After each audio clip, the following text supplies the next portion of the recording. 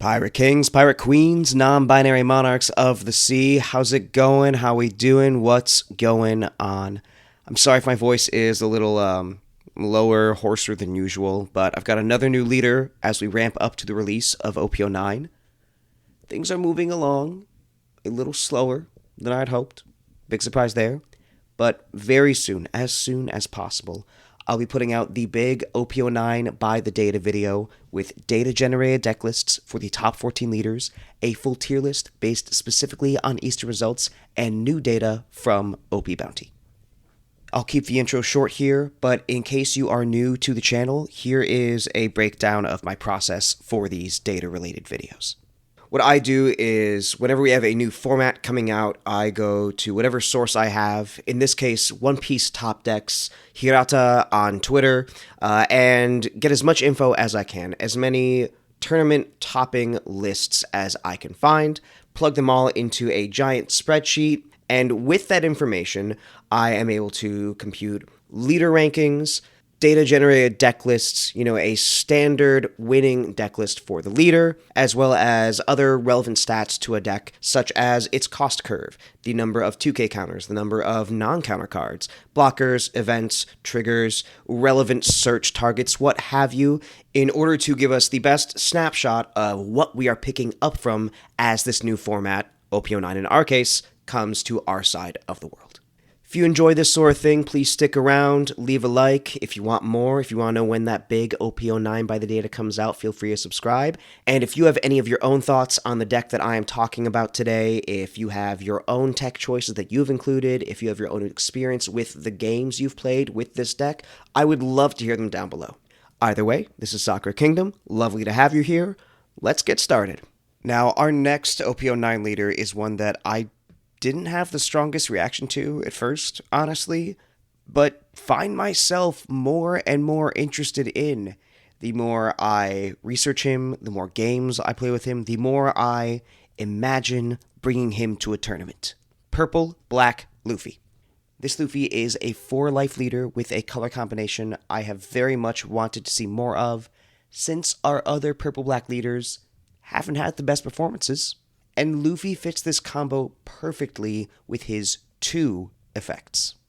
The first gives all of your characters an extra +1 to their cost when he has a Don attached. It's not a foolproof buff if a dedicated control pilot is able to adjust to it, but it can tax their resources and gets at least one of our most important characters out of some very common removal scenarios.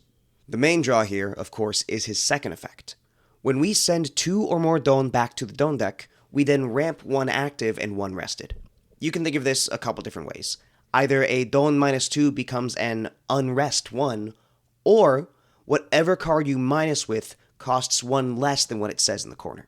This makes certain purple cards more usable in this deck than any other, and allows for some very broken combo turns and some really nice consistency.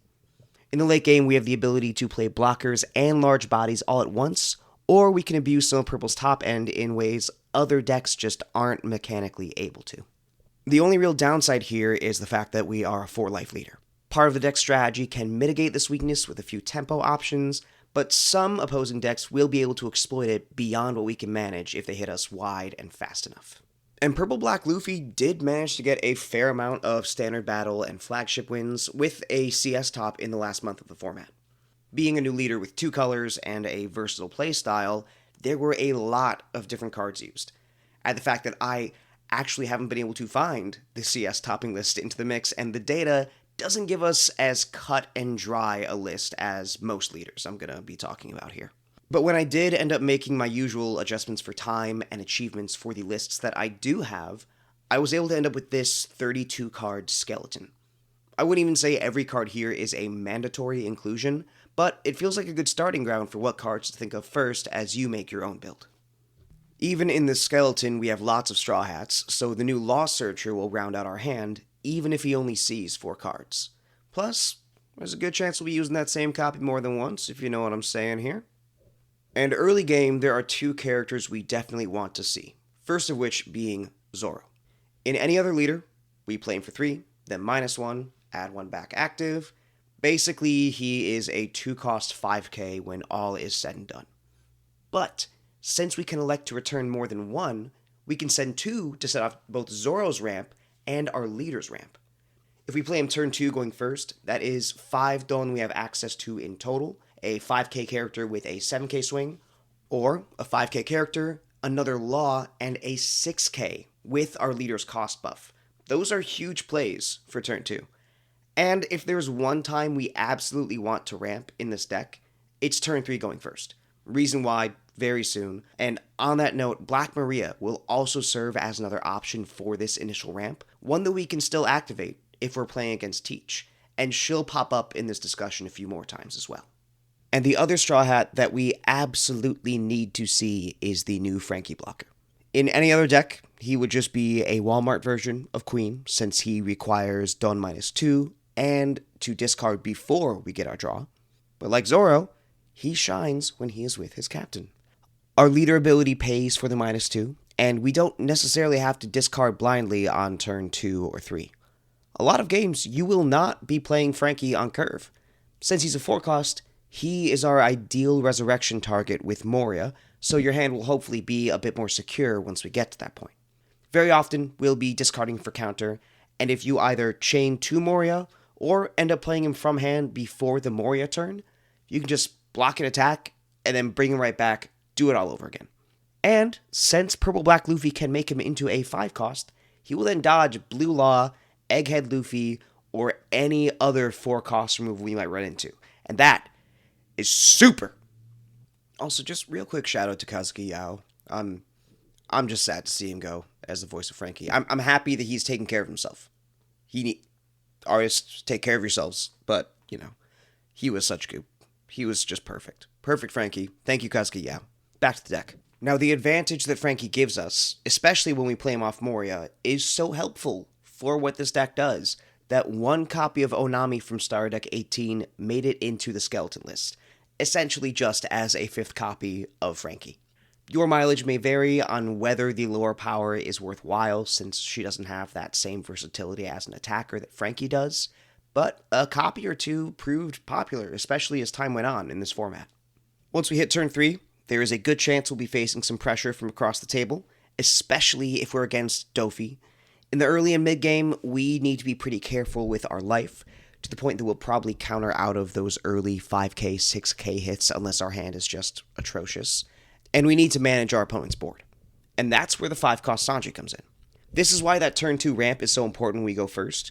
We want to have 6 when we play him, so we can put 1 on the leader to make Sanji a 6-cost the moment he comes down, activating his effect and getting that removal. He doesn't feel as strong to me at any other point in the game from the testing I've done so far, and he doesn't have counter, so I can see why he is only at 3 in the skeleton here. After that, we hit turn 4, and we all know who the star is going to be here. Gecko Moria. We're not doing a purple version of the Lucci Meppo combo here. We are doing a purple version of the Rebecca Spandam combo here. He is a resource machine, especially when we are bringing back Frankie and Law, and he essentially costs 7 in that case thanks to Frankie's Don -. And the nice thing about bringing Frankie back at the same time as Law is that if we still don't have an easy discard option, we can choose to use Law first to get that extra card, give us a better decision, but if we do already know what we want to trash, we can use Frankie first to give us more knowledge for the Law search. Of course, Purple-Black Luffy doesn't tend to fuel the trash as well as your usual mono-black deck, so if there's a card you know you'll want to bring back off of Moria, you might be best served ditching it for counter early on. And then, when we attach to the leader, he'll be just that little bit harder to remove as a 9-cost. It's definitely feasible for something like Lucci, especially if they see it coming, they plan for that circumstance, but dealing with him and Frankie is going to be a tall ask. In other matchups, a 9-cost Moria would then dodge Kuzan and Egghead Luffy together versus BY, and I guess 8-cost Katakuri in an L. And then the boss of our skeleton list is this one copy of the 10-cost Luffy. At the start of the format, there were some people experimenting to see if the deck could revolve completely around the 10-cost with a full 4 copies, but he ended up as a solid 1 or 2 of as the dust settled. He's very well suited to this leader specifically, since you end up going from 10 to 1 active and 1 rested, use his ability to get 1 active and 2 rested, and then you start that extra turn at 5 to be the slightest bit stronger finisher than he would be in a red-purple Luffy, or you can then Black Maria back up to be at 10 on your opponent's next turn, or you can play down a Frankie with the potential to leave a Dawn open for Gum Gum Giant. You'll be at 7 the next turn. There are lots of options here. I haven't been able to really put him to use yet. I still have the feeling he's going to mostly end up as a finisher since so much of our game plan involves us investing in our board. But when we really need to hit hard, we can always swing with the bodies we have on board first, and he does have a bit more wiggle room here than he does elsewhere. And on those turns when we're doing big swings, if we are trying to go for game, we do always have Usohachi to rest a 5-cost blocker. You know, that's most of the big blockers in the game. I can't say all of them with the way this format is going, but most of them. Plus he's searchable. But I can't finish off the skeleton without discussing the best purple card to come out of OP09. Gum Gum Giant. Radical Beam's purple now. Welcome to year 3. We're able to get out of a 12k swing with 2 to 3 cards, and we can easily have an active Dawn available after we have used all 10 thanks to our leader ability. There's always a chance we could set 2 up, but that will hinder your next turn to some degree at the very least. But this card doesn't reduce your hand. It's card neutral. Even better than that, it filters. Gum Gum Giant just goes so hard, and it can help make these games go much longer than a 4-life leader would normally have business or the breathing room to. So overall, the deck is trying to ramp, remove the opponent's mid-sized characters while getting extra resources along the way, and finish out with big bodies. The discourse I've heard, the articles I have read, suggests a goal of 2 blockers, 2 big finishers, and then 2 to 3 life left when you start going for game, and then end up in a cycle of staying in it with your giant, your blockers, or just the sheer force of your board state. Of course, we still have 18 slots left to fill here, and the old algorithm gave me this. We can max out our Usohachi, our 5-cost Sanji, even throw another Onami in there, and the rest is utility and finishers. The Robin blocker was a very common 1 or 2 of in these lists, especially since we could play her the same turn as that 3-cost Zoro, and she's another potential play off of Moria. If we play her active and the Frankie rested, then he will either get attacked or move and end up as a pseudo blocker anyway, or just stay alive until the next turn and have the same function that he would otherwise. And then Bone Clay is another potential ramp option, or a play off Moria when we want to take advantage of our opponent having something tall out, and even though he is usually a kill on sight for the decks that don't like him, that +1 to cost will be pretty irritating to deal with. 6-cost Sanji fits right in with our defensive game plan, and we can pick him up off Law. We can even play him on the extra turn after the 10-cost Luffy, and with the cost buff, he'll be able to dodge Gravity Blade. And then our third Sanji, the 7 costs from set 9, he's very flexible in the way we can use him. We can either rush, or we can rest and hit our opponent's board, especially cards like, irritating things like Hancock, Rebecca, Kuzan, Mr. 2, Cavendish, Carrot, stuff that you just don't want to keep on the board. And we can do that regardless of whether our opponent attacks. And even if you don't play him down, he's not just a rush card. He is a rush card that has counter. Another card I'm very excited about is Gum Gum Lightning. If we don't do any other minusing the turn we play it, this is basically Jet Pistol for 1. And what's not to love about that? It's great versus Dofi. On 7, we can use it and Sanji to clear 2 bodies, and it hits so many relevant characters. A bunch of characters in Shanks, Sangoro or Zorojuro in Purple Luffy, Cavendish and Carrot in Bonnie, the list goes on. A little bit of extra control goes a long way here. We do have another option that's not pictured here in Top Knot. It's just not searchable, though it does hit a 4 cost instead of a 6k, and it does tuck, so that's helpful against Lucky Roo and Shanks, Borsellino, and especially Burgess in Teach. That guy's a pain. He cannot be KO'd by effects, but we can still send him to the bottom of the deck. Finally, we have 2 more options for top end that immediately demand resources from our opponent.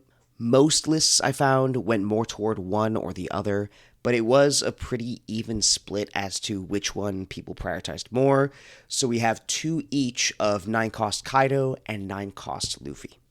So aside from the very first Super Pre-releases, Kaido was my initial deck in this game. So this 9 cost has been my homie since OP01, so I've got to start with him. He can come out as early as turn 4. His Don't Minus is effectively just a -3 now, thanks to our leader ability. He puts some big pressure on those more aggressive decks. That's a 2-for-1 trade if we KO something, then swing into another rested character. You could even play 2 in a row if you're already at 10 when you play the first one, or if you already have a Black Maria out to catch back up on the Dawn at the end of the turn, or you can play right on 9, and then follow up the next turn with your Moria, which also gives you a chance to improve the quality of trash before you start bringing things back. The way we structure our late game can go in so many different directions, not just between the 9-cost Kaido and the Moria, but, all of these high-cost cards, and that's another thing I really, really enjoy about the deck. The only rough thing with the Kaido is that -3 could sometimes put you at odds with your desire to Gum Gum Giant if you've already taken some hits and you need to use that, but I'm still a big fan, my own bias notwithstanding. And on the other side, we have the new 9-cost Luffy, which lets us draw 1 and get a 10k rush swing for essentially resting 1. Have I said essentially, basically words of that kind enough? Yeah, I might say I might keep going with it. He replaces himself, and he can lead right into a Gum Gum Giant play without setting ourselves too far back in that next turn.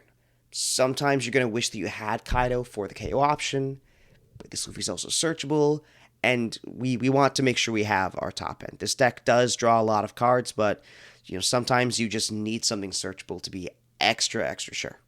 But where you land with the 9 costs, the utility cards, a lot of the deck really comes down to how you want to play Purple Black Luffy and what direction you want to go with the versatility he provides. He's a jack of all trades, but there are so many different cards and combos that can perform with this leader that there's something to be said about the surprise factor there. Moving into the card counts, most of the cards we're going to see on this over 50% slide I've already talked about, aside from the 2-cost 2k Beppo from set 9. Most of the lists he was present in won events that were, lower achievement, I'd say, so he got overshadowed by the 6-cost Sanji at the end there. But he is still searchable with Law, since Law searches Heart Pirates and Straw Hat Pirates. If he is on the field and you don't minus, you can buff your leader up by 1k, so that's, I guess, more efficiency with our resources. I'm still leaning more toward the 6-cost Sanji, but at the end of the day, he's a searchable 2k. He could be worth trying. And then we see our under 50% options. I like Sabo. He's a great card for a reason. I could see Shiki, maybe the one-legged toy soldier as well. A lot of the other ones feel either win more or kind of gimmicky to me as well. Well, except for Top Knot. I love Top Knot. And maybe Shiki. The only downside is that he's not searchable, but Filter is always nice. And then our cuts and additions. Shaving down the Kaido is our easiest cut. And then other cards from the other 18 going down by a Bon Clay, maybe our Sanji and Robin, the Gum Gum Lightnings, but I don't want to get rid of the Gum Gum Lightnings. I just like the card too much. It's the Hino Bird Zap Enjoyer in me.